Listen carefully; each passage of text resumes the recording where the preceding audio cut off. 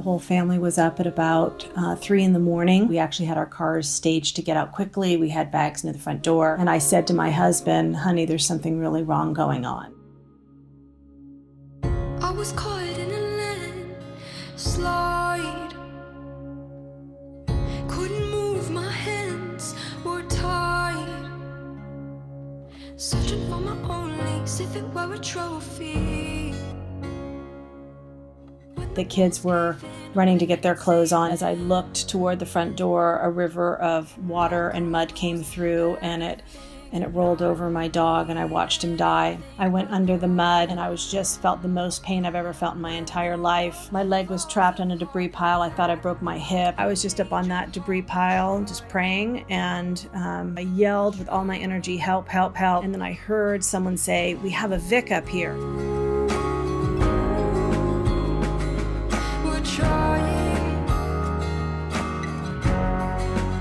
I was there to help with Kim Canton's rescue and removal from her debris pile, lift her and get her off. And I was there when she talked about where, she felt her family's kind of came from and the path that they traveled. I took my arm and I pointed it behind my head, thinking I was in my backyard somewhere, where I pointed. 2 of the firemen, Ben and Andy, went to follow.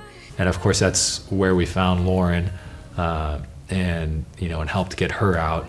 My family was torn in two that morning. My husband and my son were killed. There was 23 beautiful souls that died that night. And there's all those people with family that they had a horrible, horrible experience, but so did all of Santa Barbara and Montecito. Falls apart, we had a change of heart, we're trying. Everyone had trauma and an experience because of the Montecito mudslide and debris flow. It could be something like mine. I was in it.